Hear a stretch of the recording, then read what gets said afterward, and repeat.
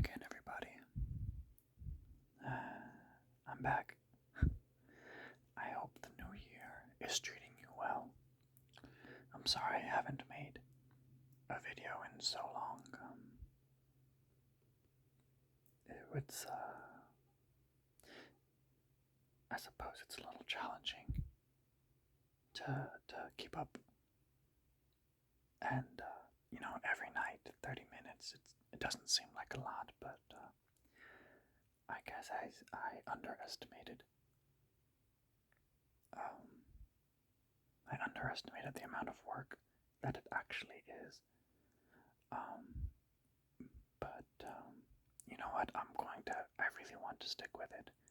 And I'm going to do my absolute best to continue to produce videos for you and enjoy stories that have changed the world.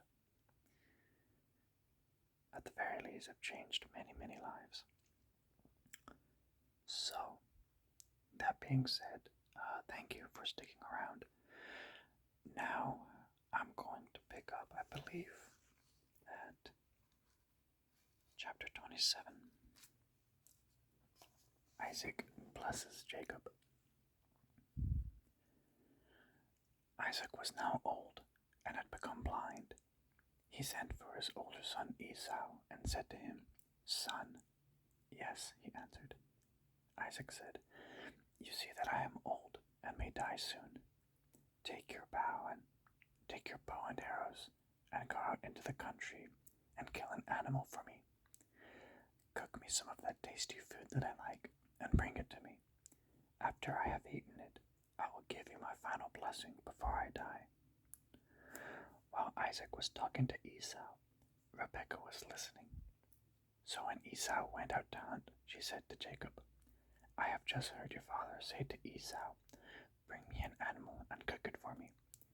After I have eaten it, I will give you my blessing in the presence of the Lord before I die.' Now, son," Rebekah continued, "listen to me and do what I say.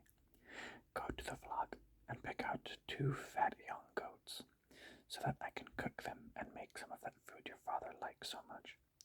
You can take it to him to eat, and he will give you his blessing before he dies." But Jacob said to his mother, "You know that Esau is a hairy man, but I have smooth skin. Perhaps my father will touch me and find out that I am deceiving him. In this way, I will bring a curse on myself instead of a blessing."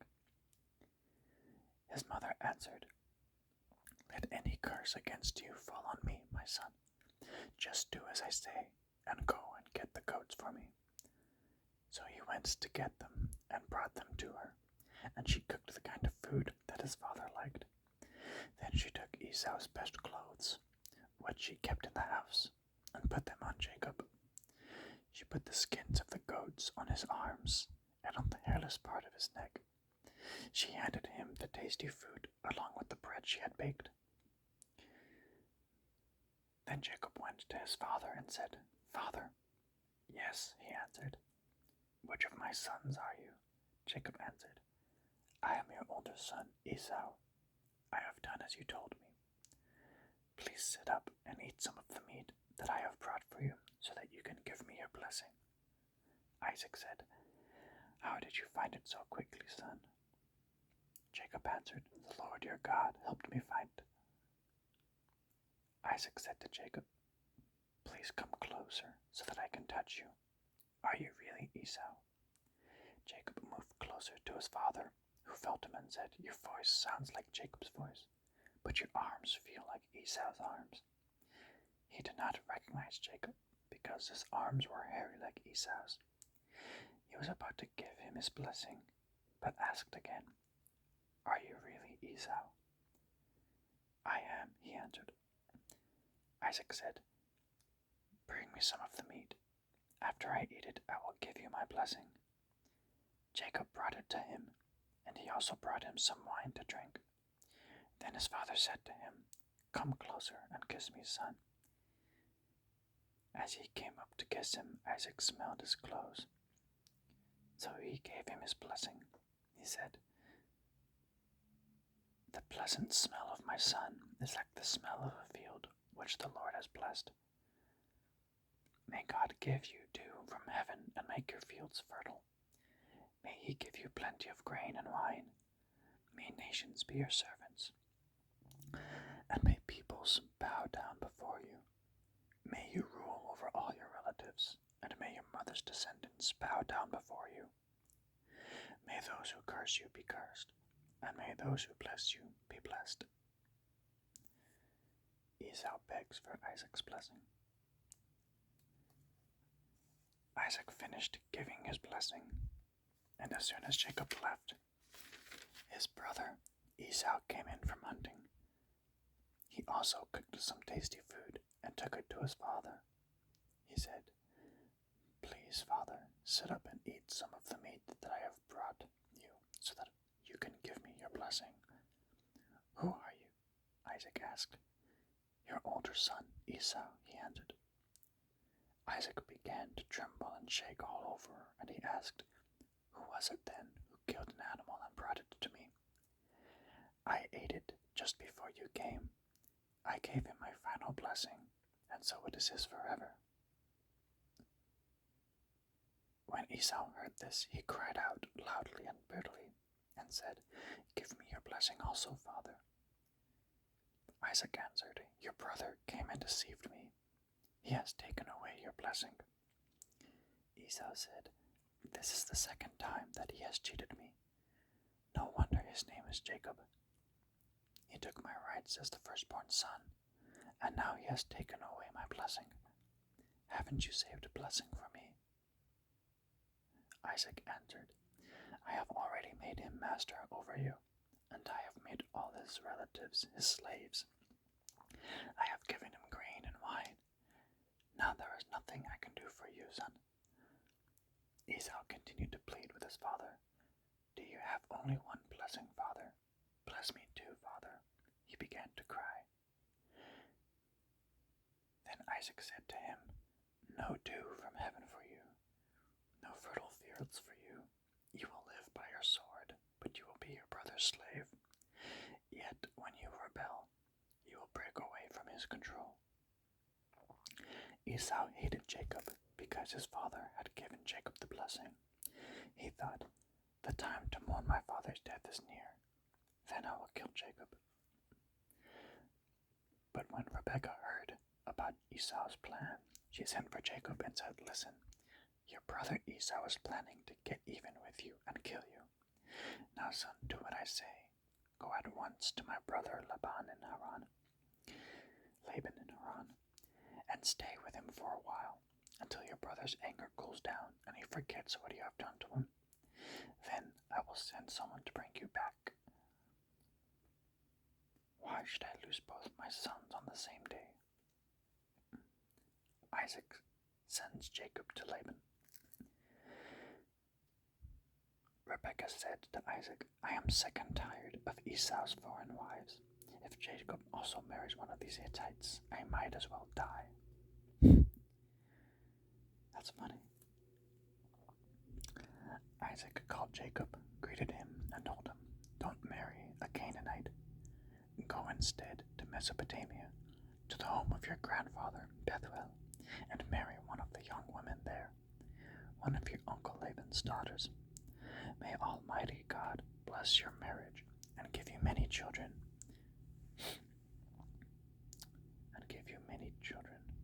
so that you will become the father of many nations. May he bless you and your descendants as he blessed Abraham, and may you take possession of this land in which you have lived and which God gave to Abraham." Isaac sent Jacob away to Mesopotamia, to Laban, who was the son of Bethuel, the Aramean, and the brother of Rebekah, the mother of Jacob and Esau. Esau takes another wife. Esau learned that Isaac had blessed Jacob and sent him away to Mesopotamia to find a wife. He also learned that when Isaac blessed him, he commanded him not to marry a Canaanite woman. He found out that Jacob had obeyed his father and mother and had gone to Mesopotamia. Esau then understood that his father Isaac did not approve of Canaanite women. So he went to Ishmael, son of Abraham, and married his daughter, Mahalath, who was the sister of Nebaioth, Jacob's dream at Bethel. Jacob left Beersheba and started toward Haran. At sunset, he came to a holy place and camped there. He lay down to sleep, resting his head on a stone. He dreamed that he saw a stairway reaching from earth to heaven, with angels going up and coming down on it. And there was the Lord standing beside him. I am the Lord, the God of Abraham and Isaac, he said. I will give to you and your descendants this land on which you are lying. They will be as numerous as the specks of dust on the earth. They will extend their territory in all directions, and through you and your descendants I will bless all the nations. Remember, I will be with you and protect you wherever you go, and I will bring you back to this land. I will not leave you until I have done all that I have promised you.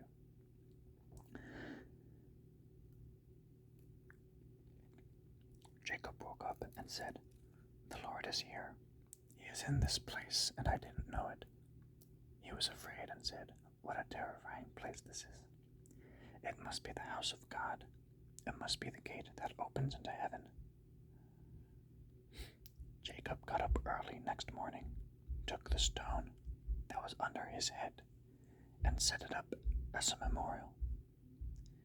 Then he poured olive oil on it to dedicate it to God. He named the place Bethel. The town there was once known as Luz. Then Jacob made a vow to the Lord.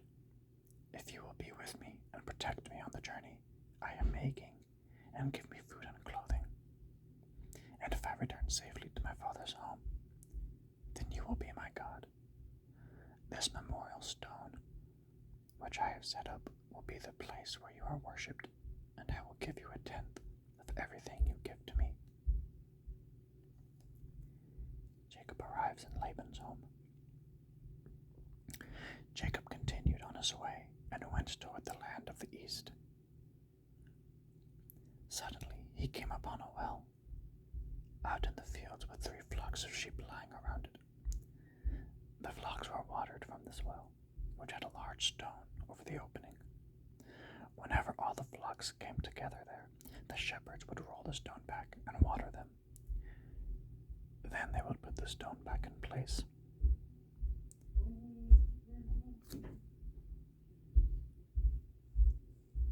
Jacob asked the shepherds, My friends, where are you from? From Haran, they answered. He asked, Do you know Laban, grandson of Nahor? Yes, we do, they answered. Is he well? He asked. He is well, they answered. Look, here comes his daughter Rachel with his flock.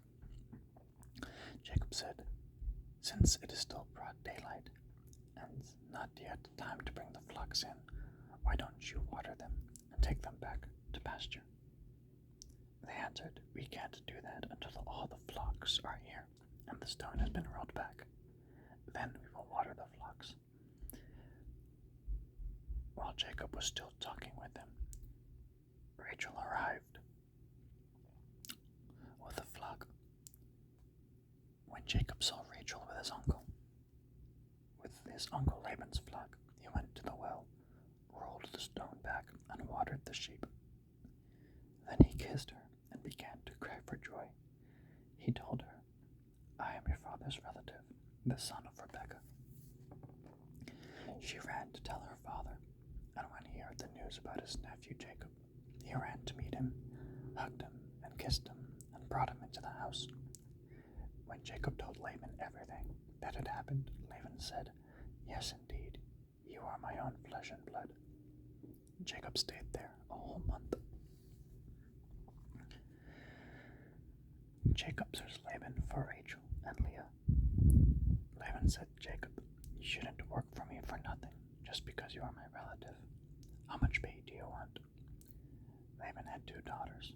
The older was named Leah, and the younger, Rachel. eyes, but Rachel was shapely and beautiful.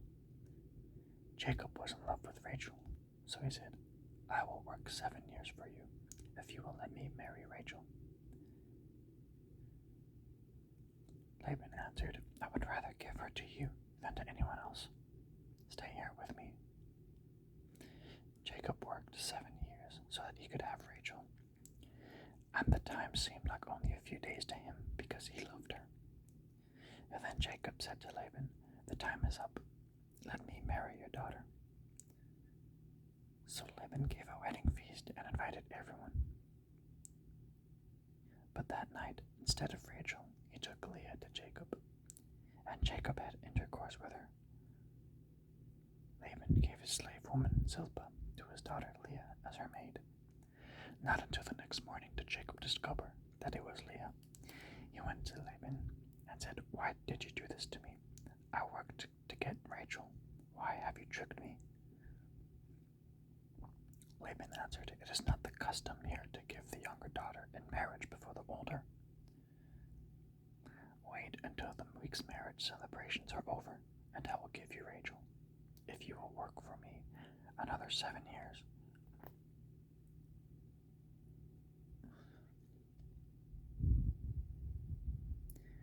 Jacob agreed, and when the week of marriage celebrations was over, Laban gave him his daughter Rachel as his wife. Laban gave his slave woman Bilhah to his daughter Rachel as her maid. Jacob had intercourse with Rachel also, and he loved her more than Leah. Then he worked for Laban another 7 years.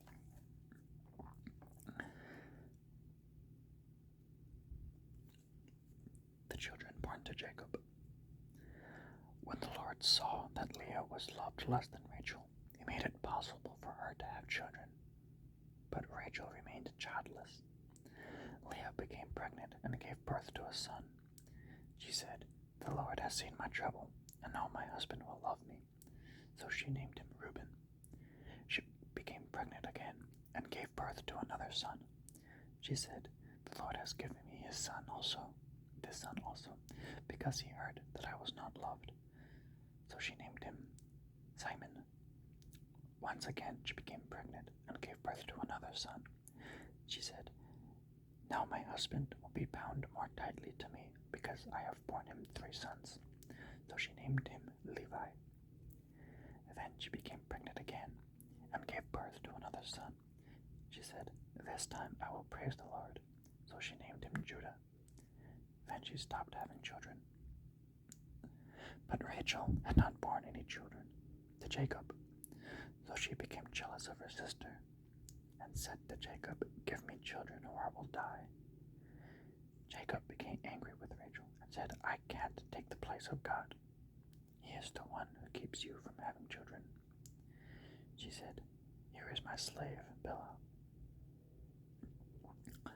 Sleep with her so that she can have a child for me. In this way I can become a mother through her." So she gave Bilhah to her husband, and he had intercourse with her. Bilhah became pregnant and bore Jacob a son. Rachel said, "God has judged in my favor. He has heard my prayer and has given me a son." So she named him Dan. Bilhah became pregnant again and bore Jacob a son. Rachel said, "I have fought a hard fight with my sister, but I have won." So she named him Naphtali. When Leah realized that she had stopped having children, she gave her slave Zilpah to Jacob as his wife. Then Zilpah bore Jacob a son. Leah said, "I have been lucky," so she named him Gad. Zilpah bore Jacob another son, and Leah said, "How happy I am! Now women will call me happy." So she named him Asher.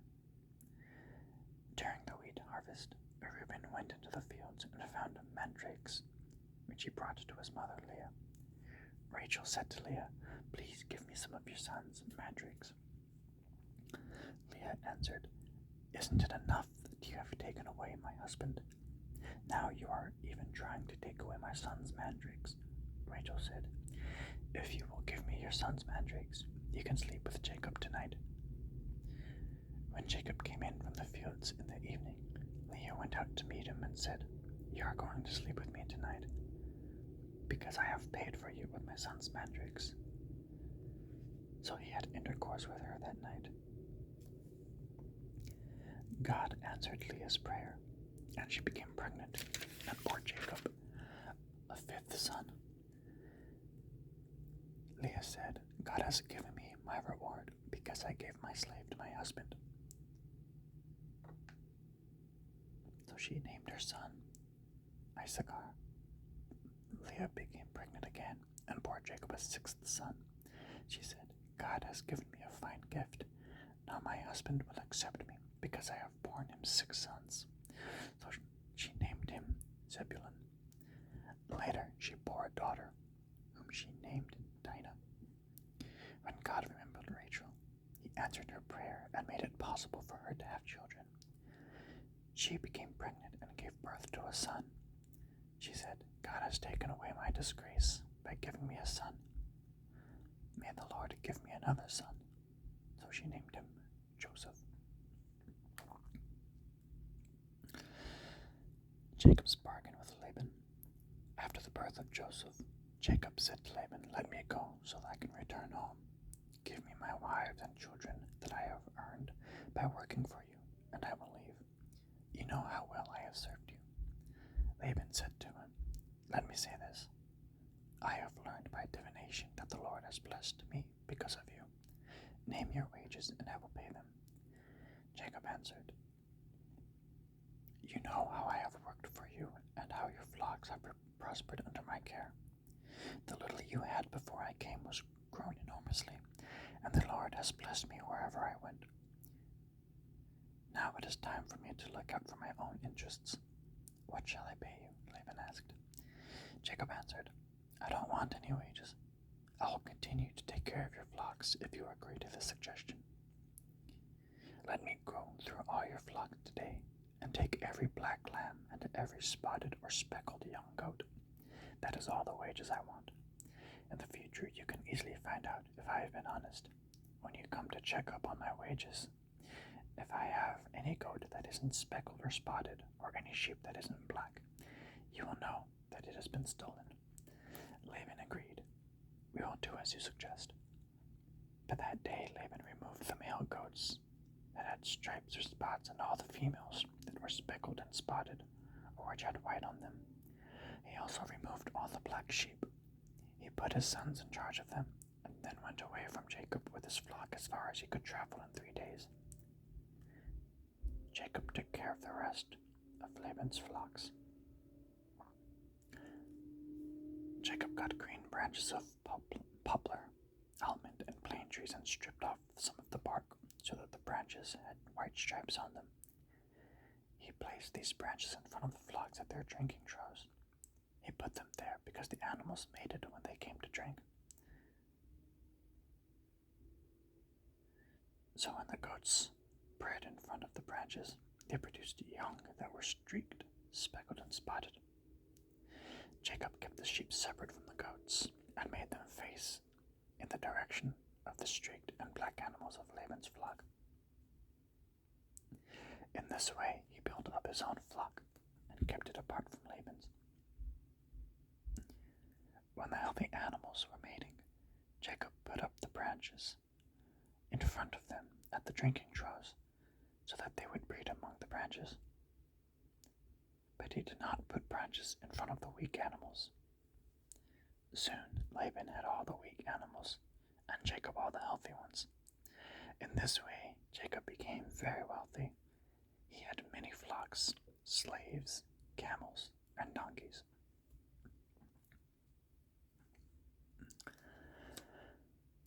Okay, I think we're going to stop there.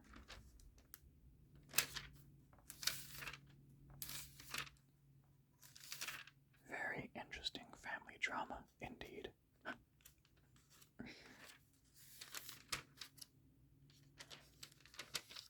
Okay, so we'll pick up tomorrow. Chapter 31.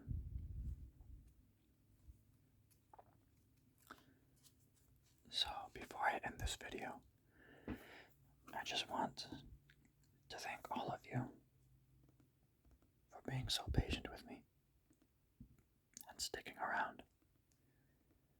I know that I took a long hiatus away from making videos, and honestly, I kind of got caught up in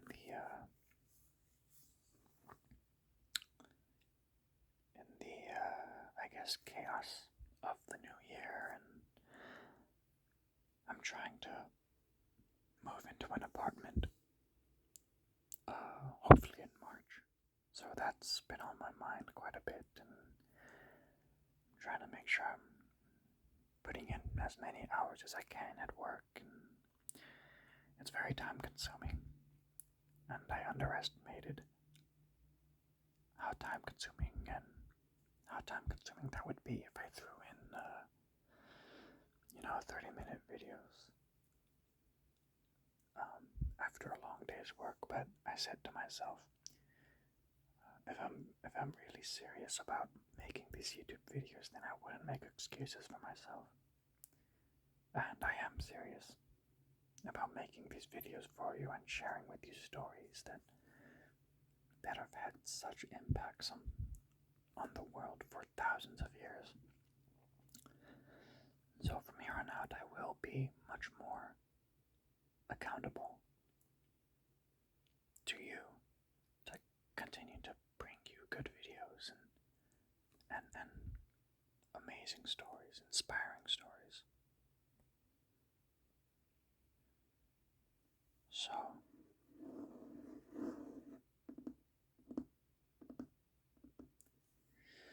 So with that being said, I hope you enjoyed today's reading.